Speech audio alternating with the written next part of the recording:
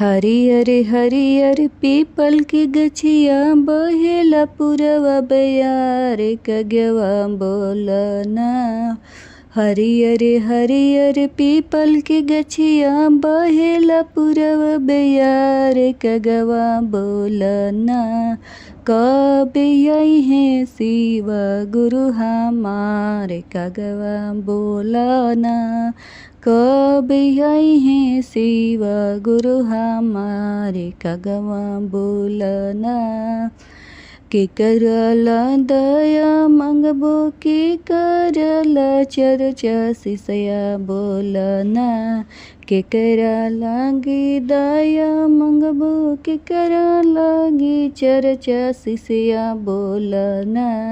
के करला गी ज्ञान शिष्या बोलना। केकरा खातिर लेबू तू ज्ञान शिष्या बोलना। स्वामी खातिर दया मंगबो बेटा खातिर चर्चा शिव गुरु सोनीना। स्वामी खातिर दया मंगबो बेटा ला चर्चा शिव गुरु सोनीना। अपना ला तीन सूत्र ज्ञान शिव गुरु सुनीना। अपना ला तीन सूत्र ज्ञान शिव गुरु सुनीना। हरियर पीपल के गछिया बहेला पुरवा बयार कगवा बोलना। हरियर पीपल के गछिया बहेला पुरवा बयार कगवा बोलना। कब आई है शिव गुरु हमारे कगवा बोलना। कब आई है शिव गुरु हमारे कगवा बोलना। कहतड़ी गौरे भोला भांग जानी खाई जी। कहतड़ी गौरे भोला भांग जानी खाई जी। भंगिया के गोलाए भोला हमसे ना पिसाई जी। भंगिया के गोलाए भोला हमसे ना पिसाई जी। दूसरा की दिहने भोला महलया टारी जी। दूसरा की दिहने भोला महलया टारी जी। अपने तो रही न भोला जंगल पहाड़ी जी।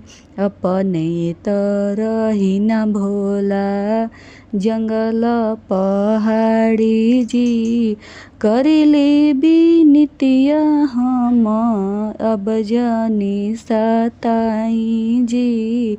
करिले बिनतिया हम अब जानी सताई जी। भंगिया के गोलाए भोला हमसे ना पिसाई जी। भंगिया के गोलाए भोला हमसे ना पिसाई जी। सब लोग लेके घूमे नया नया गाड़ी जी। रउआ तो रखले बानी बस सवारी जी। सब लोग लेके घूमे नया नया गाड़ी जी। रउआ तो रखले बानी बस सवारी जी। कहेली गुड़ियवा खाई में पूरी मिठाई जी। कहेली गुड़ियवा खाई में पूरी मिठाई जी। भंगिया के गोलाए भोला हमसे ना पिसाई जी।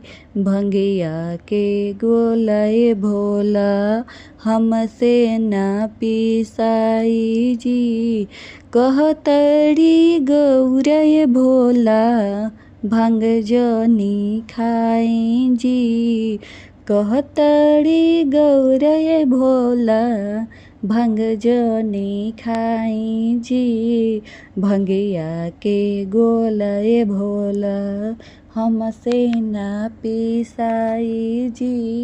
भंगिया के गोलय भोला हमसे ना पिसाई जी।